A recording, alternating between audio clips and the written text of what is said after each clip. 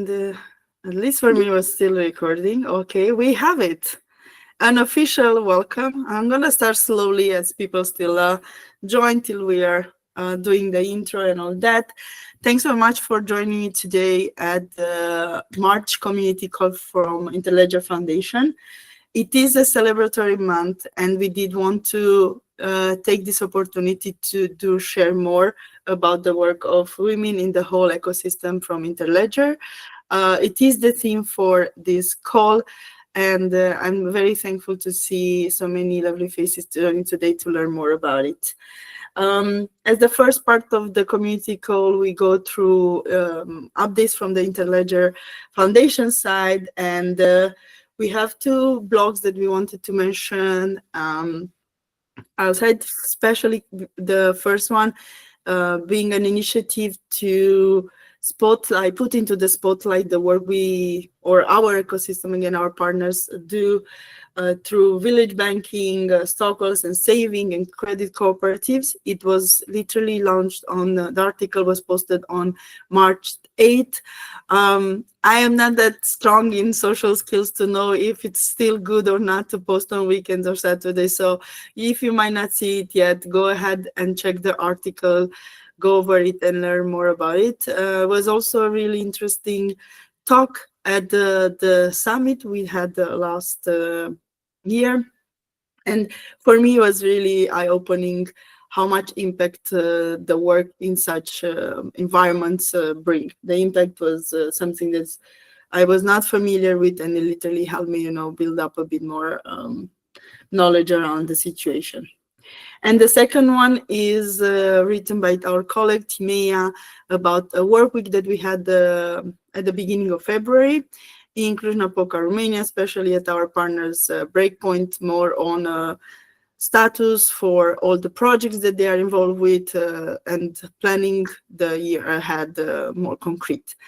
If you want to see how the tech team worked on it, what does it mean a work week there, do go over Timea's blog post, and also to see what's the most one of the most favorite desserts while traveling to Romania.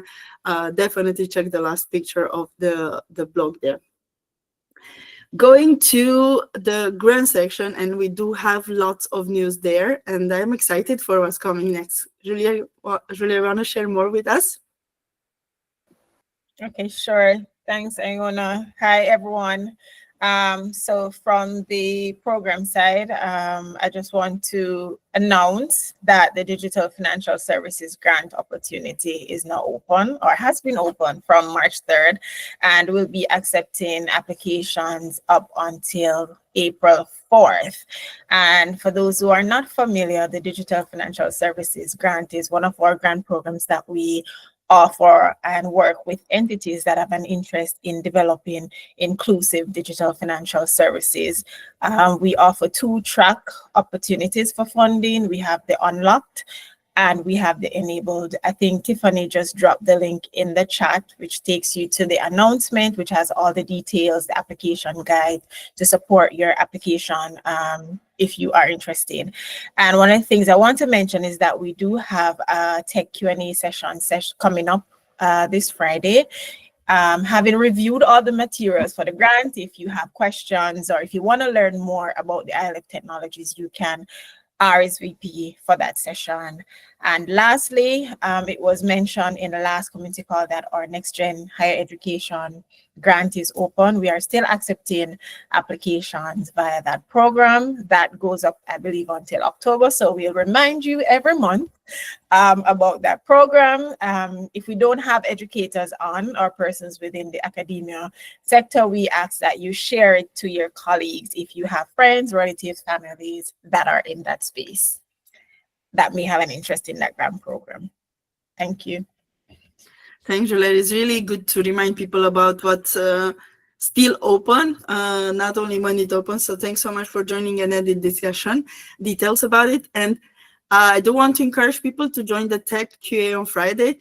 Even besides answer, you will see lovely people that work, the humans behind the code, and share your ideas or feedback with the tools that we are very open to the feedback from the users or those that have questions. Like, I went through the documentation, doesn't make any sense. What do you want to say by this? We are eager to improve it if that helps new people on board our product. Podcast. We have a new episode out. Not sure if Laville wants to add more details about it, or if not, give a chance. Do go ahead and check it out. It's a very interesting one. For me, all of the podcasts I always learn something new from them. The topic of beyond currency, reimagining money and digital futures. And I'm definitely curious in any social medias that we have to hear more of a input. What was something new that we learned from it? And from the other updates, I was literally thinking live updates. We had an Off the Ledger. Might be nice to repeat that Off the Ledger is an informal video panel that we do with the tech team. It's hosted by myself and Alex Zakatos, our CTO. And in the first season of this recordings, we went through all the projects that we have here in Interledger, and we discussed them about starting through the whole stack that we use, going to web monetization, going to Rafiki, going to open payments. First time out, we will have a next episode on the community. So if you have questions there, get ready. We're going to be live hopefully next week. I just need to confirm the calendar entries for our committee.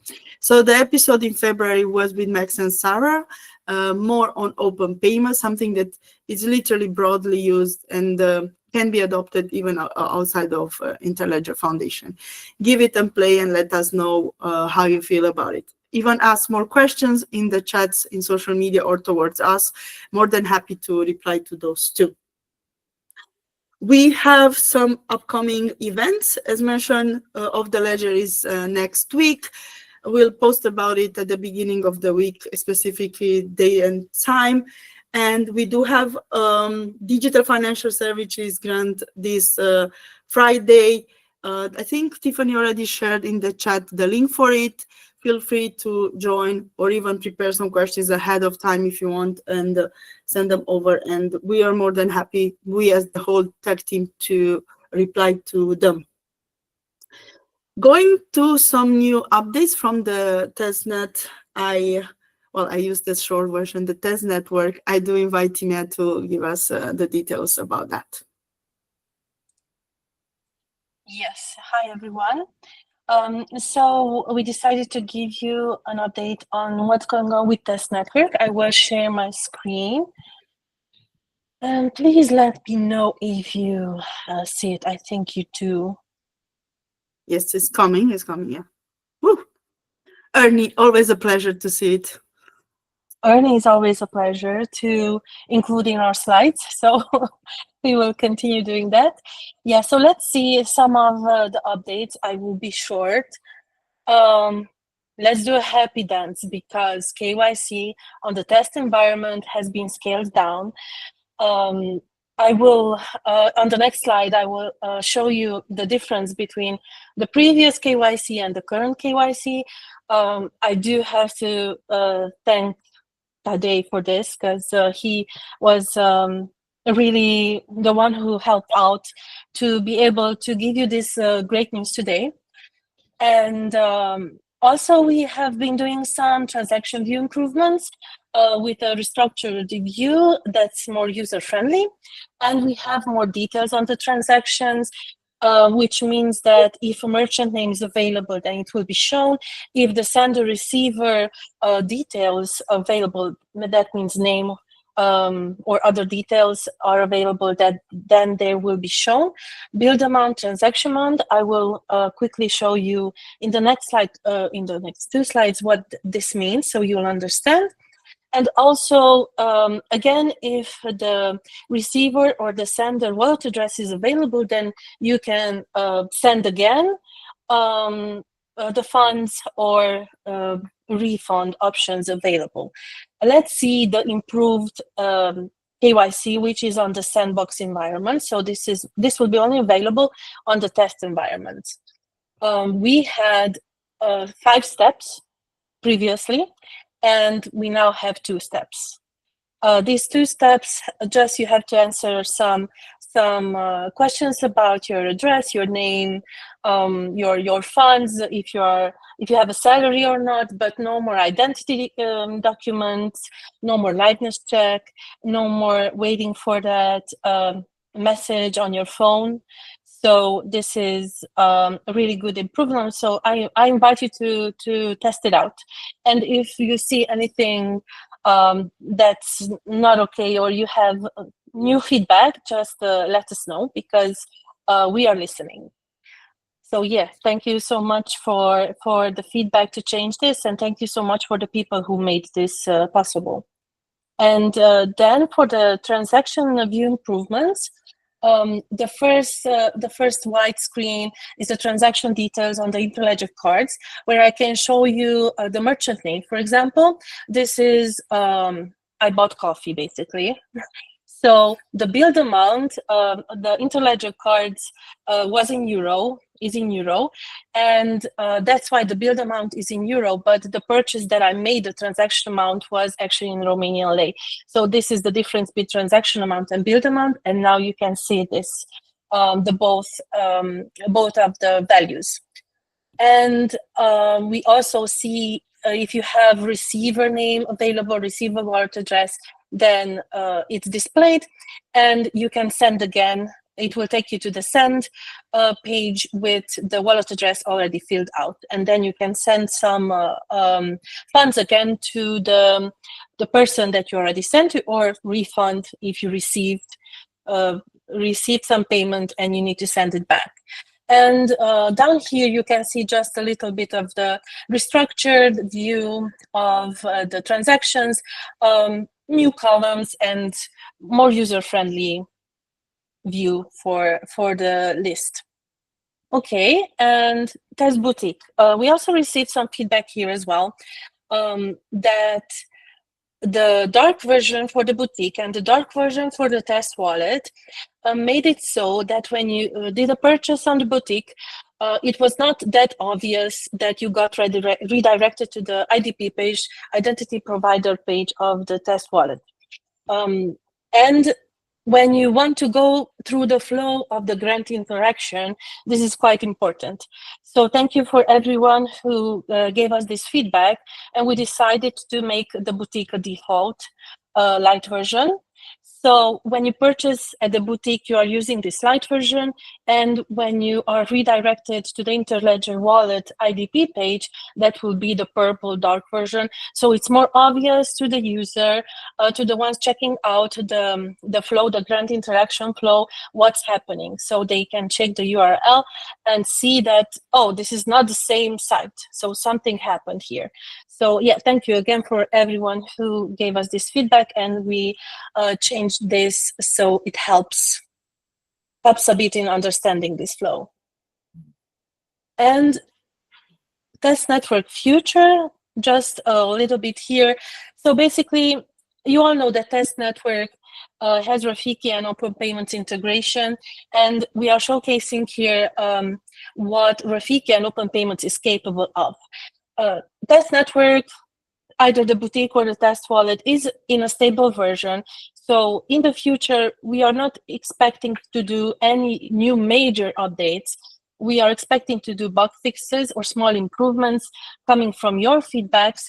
And also the Interledger cards, as we mentioned, the cards at the summit had a 6 months validity. So they no longer work right now. You have not lost your funds. So you can still send by the wallet address. You can still withdraw your funds. So you can still play around there. Just the physical card will not work anymore, buying stuff. And for the Interledger Pay, we are expecting some new features. For example, we want to do paying someone using only the wallet address in the URL. More on this later when it's actually implemented, but just to give you a taste of what's upcoming. And yeah, thank you, with Ernie. I see what you're doing there, Timea, with Ernie. I see what you're doing. Thanks so much for bringing the updates to the whole community. And I think it's a good chance to rephrase that we do listen to feedback, and the team integrated the feedback received. So it's very valuable for us to let us know what doesn't make sense or what can be improved, or like literally feels like can be made in a clearer, easier version for our users, respectively for our community. I saw some questions in the chat. Timea, will you be able to share the slides, or maybe there will be a written update on this? I can also share the slides. That's not an issue. I can also update in the community calls document. So we will make this available and also share the link there over there. Okay. So thanks also, Jeremiah, for replying to the details about the test environment scaling down. The scaled down version should be available already if you use the testing platform, the test environment, and now we will also share the slides. Timea will add them to the agenda. And moving to updates from Rafiki, our colleagues Max wrote a blog post for the updates or the work done last month. Be sure to navigate to the community.interledger.org and go through them. And I think Tiffany will link it in the chat here too for easier access. And we will move towards the web monetization updates. And for those, we have Tilly. Thanks, Joanna. Hi, everyone. I think I'm going to make it fairly quick. I just wanted to point out one or two things that we mentioned in the latest update on the Womanization extension. The blog post is right here. Thanks. Thanks, Tiffany, for sharing it. I think very briefly, for the most part, or at least for most of April and a little bit of, February and a little bit of March, we've been working on improving getting started with the extension. So whether it is just getting onboarded or connecting your wallet so that you can start visiting monetized websites and paying them, just improving that entire onboarding process and making it just a lot more seamless and easy to use. There are one or two things that also just make the user interface a little bit more obvious or like just clearer to see what's happening. So you'll see as you kind of scroll down that we've shown a little bit of a before and after picture as well. And then just a small handful of bug fixes, a few around connecting your wallet once again, and then being able to browse. And there are 3 or 4 scenarios where monetization will be interrupted by whether you are switching between tabs or windows. Depending on which browser you're using, you might have gotten some like inconsistent behavior. So we've ironed out those bugs as well. It'd be great if you would still help us to test a little bit and see if you are able to catch any more funky behaviors there that are worth addressing or improving. Always keen to hear from you, whether it's on the Womanization community channel in Slack, or if you are keen or able to add a little something for us on GitHub to think about functionality-wise or issue resolution-wise, that'd be awesome. Thank you. Thank you, Tilly. Yeah, I think I want to add here that the matrix of devices, environments that we can cover is always a bit limited. So especially if you use a browser, I mean, in the team, we try to cover the biggest one, but for example, our extension works with everything based on Chromium.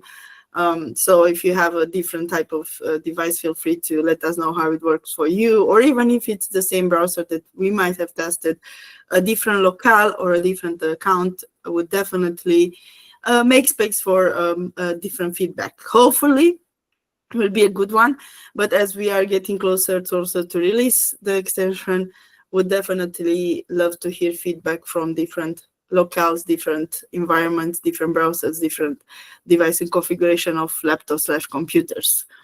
So thank you so much in advance, and thanks Tilly for sharing the updates a bit, and do invite you again to go to the community interledger.org to read both the Rafiki blog and the web monetization one. We are moving towards the deeper look for this month. As I mentioned at the beginning, we are celebrating Women's Month, and we wanted to put into the spotlight a few of the women contributing into our ecosystem. And by this, I just say environment of Interledger, digital, financial, everything that it's a broad one, everything that we build around. And we invited two of our ambassadors to share their story.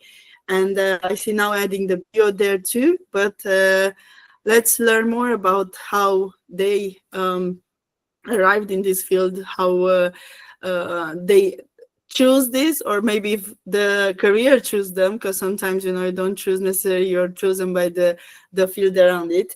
And we have, I'm going to just go in the list that's put there randomly. So I do invite Victoria to share with us a few more of her career milestones. Hey, everybody. Good afternoon. My name is Victoria Coker. I'm the founder of Black Web Fest, but I'm also an ambassador for the Interledger Foundation, as you all know.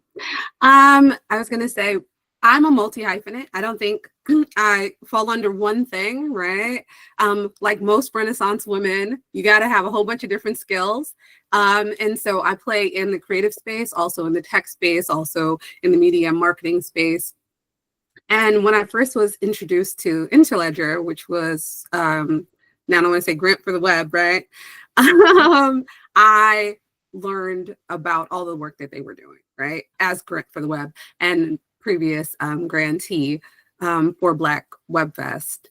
I didn't know what the word unbanked meant or underbanked. Like, I was like, oh, wow, this is interesting. I actually know people who are unbanked and underbanked. And they're solving this with tech. And I understand that. I get it. But I also knew that there was a piece that was missing, because you can't just solve this with technology. Otherwise, everyone would have a bank account. Financial inclusion would have ended already, and at least in America, right? Because people have so much access. And I knew there was like a personal component that was missing. And that really made me think about what is missing. And the thing I found that was missing was financial trauma. So I proposed to kind of research and do a bit more work around that. And I've been doing that for the last year, working on a documentary along with a podcast series. And a lot of you may have been at the last summit where you got to see Sheena and I, who actually was someone who I interviewed, who has like so much experience in the industry herself. And now she's an ambassador as well. Talk about this. Something that's great. We're actually going to go and do the same presentation with a little spin this month in South Carolina, Charleston, at the HBCU Engage conference. I want to make sure I'm saying it right, Julia.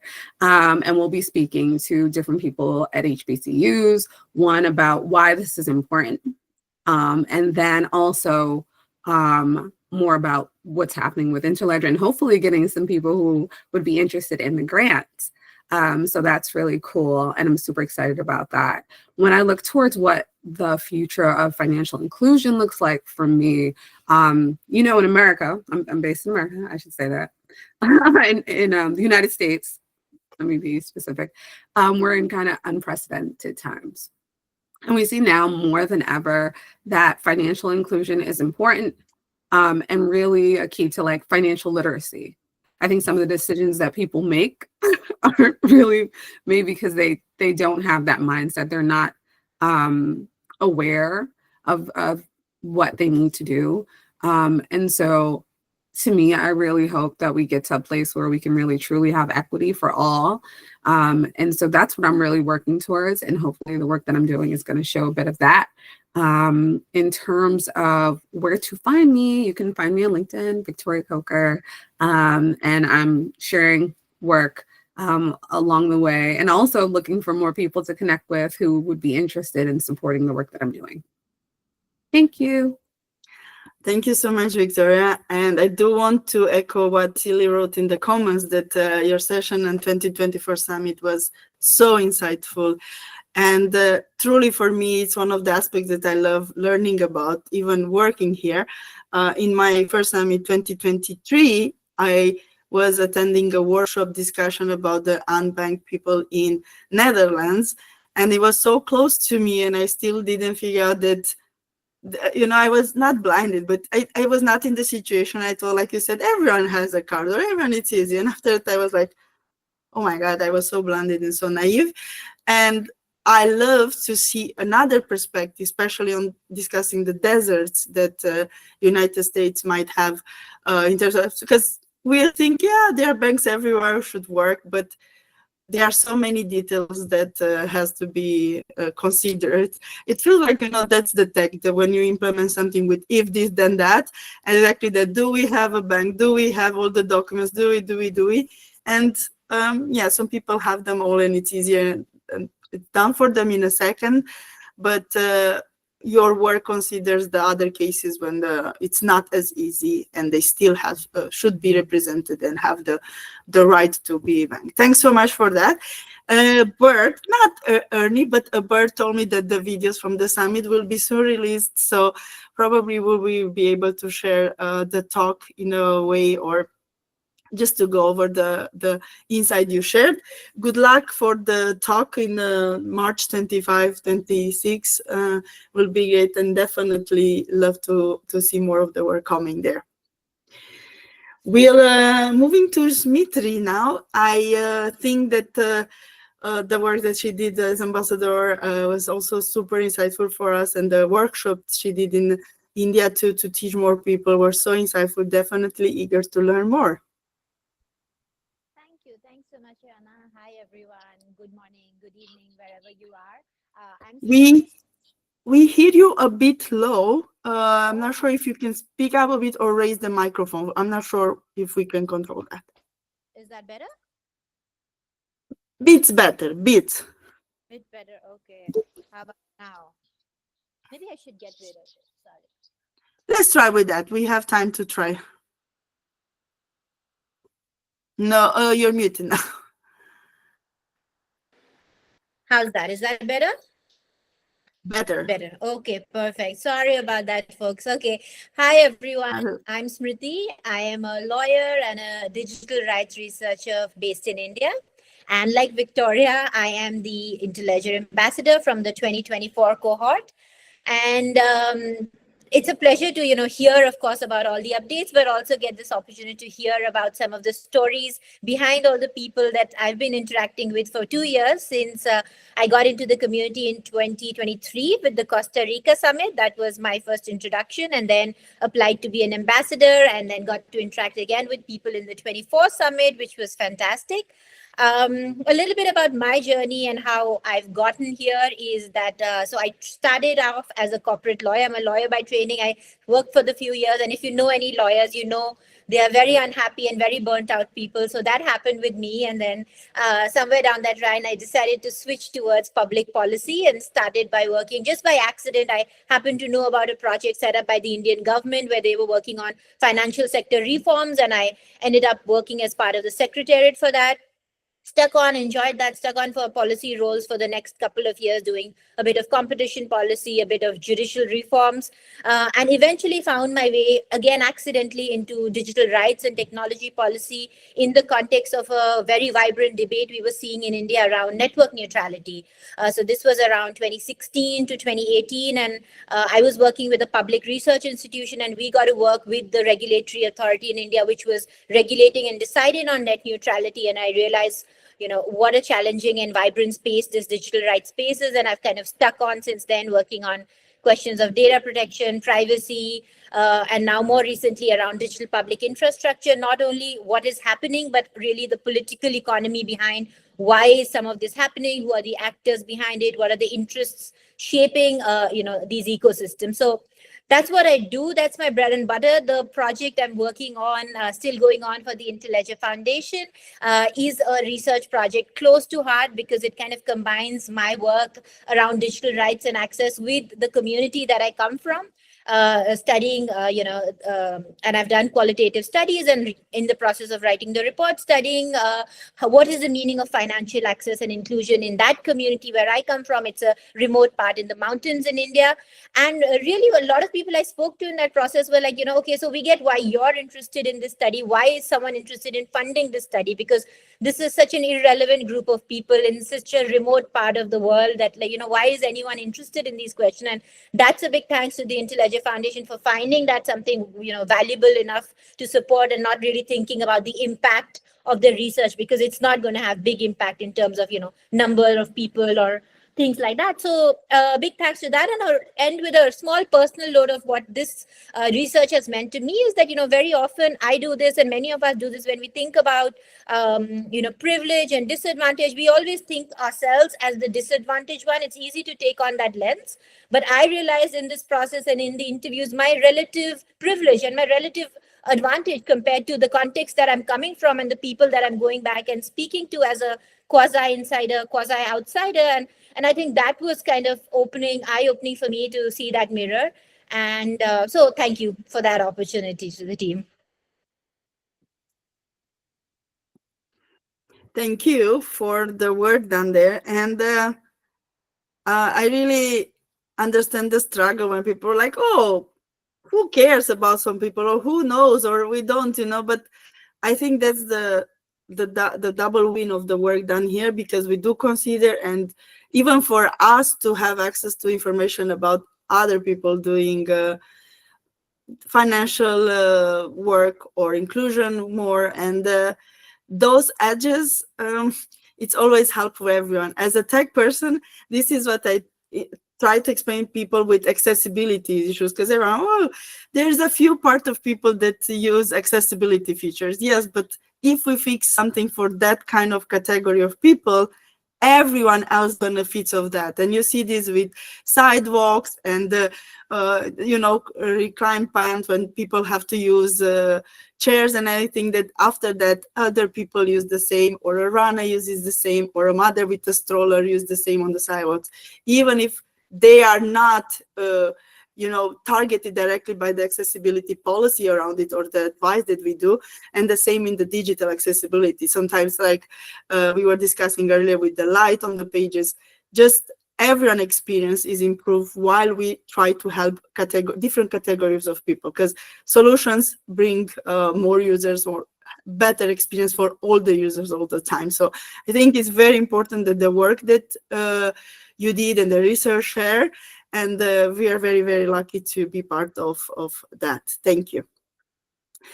We are going now on the technical side from the Interledger, and we took advantage that Timea joined us at the beginning of the week sharing details, and I was like, hey, if you're around, let's see how technical people end up in this career, and especially working with Interledger.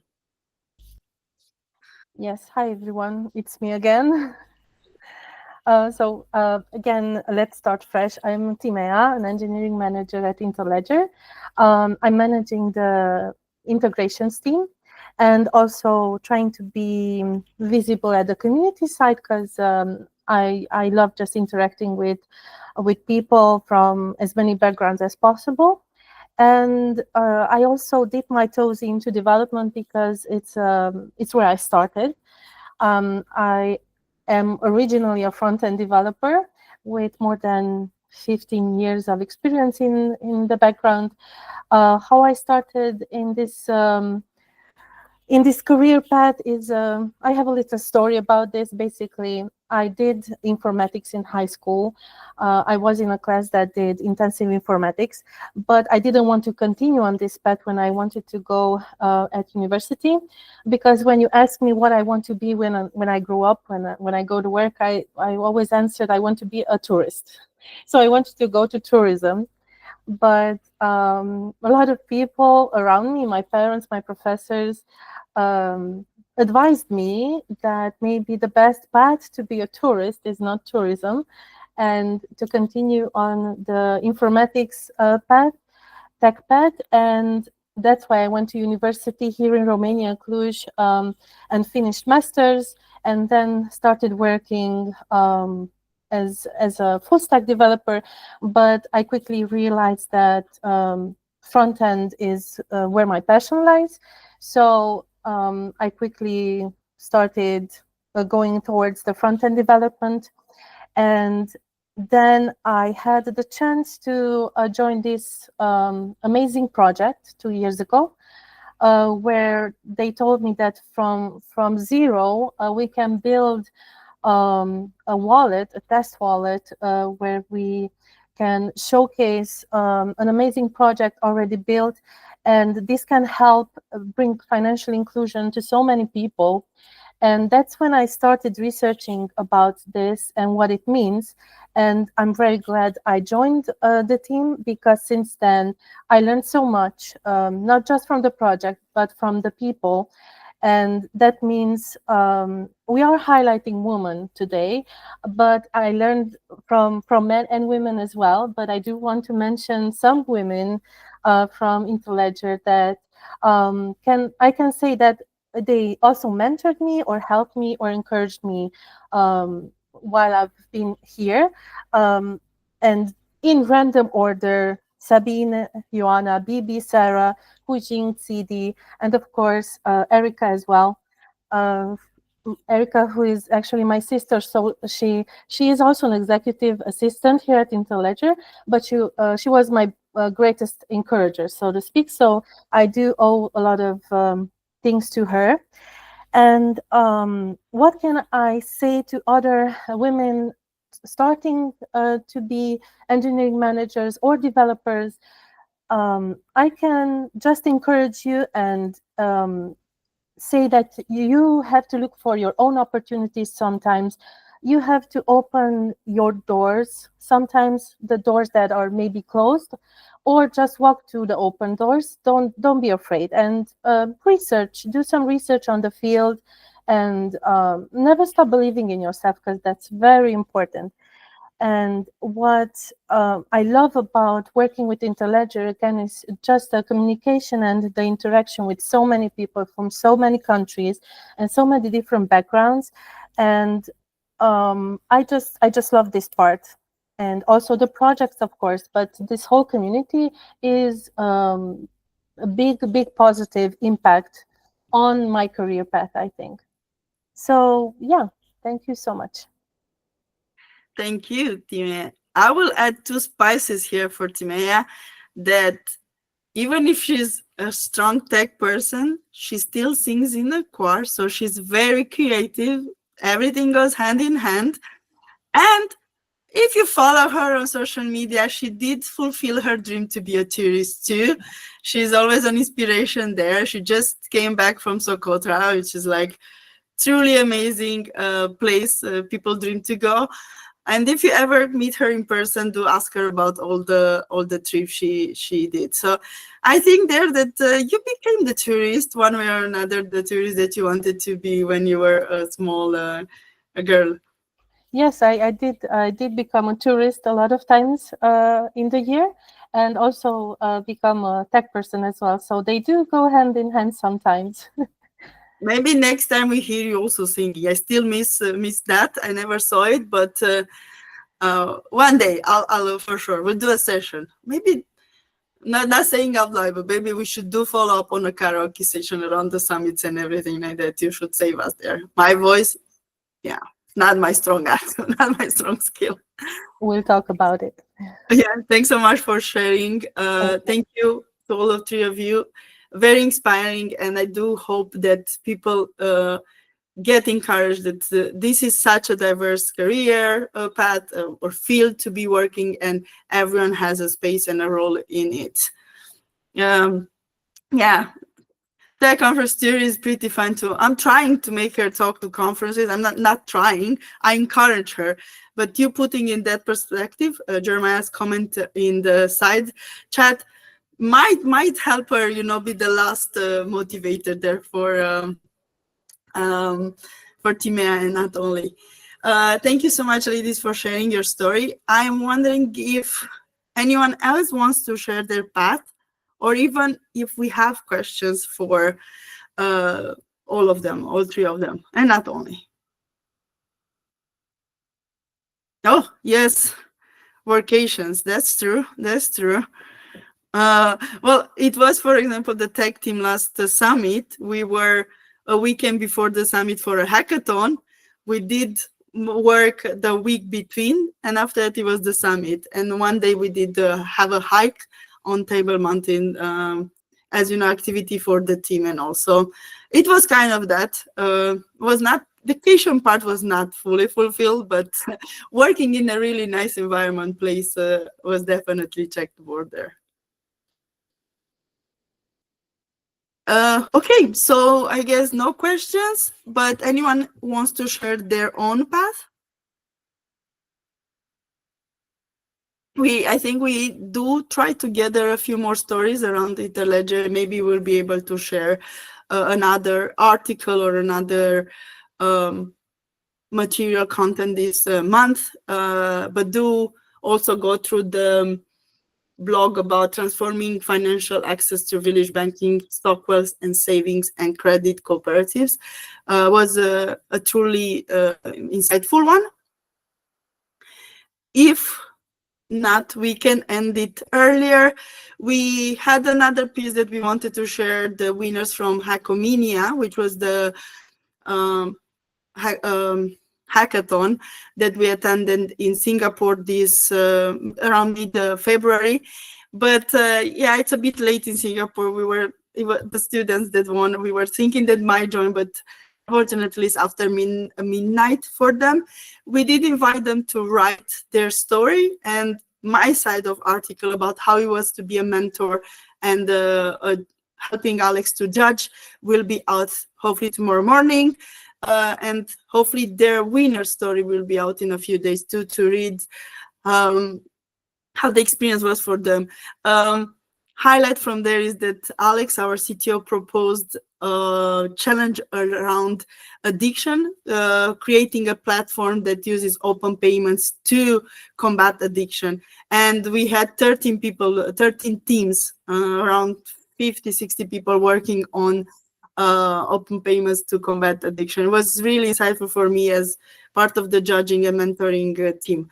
We'll share those links when ready, and thank you everyone for sharing updates, the stories, the work done, and truly a month of celebration, hopefully. See you soon. See you on Slack, online, and in all mediums. Have a great day, everyone. Thank you.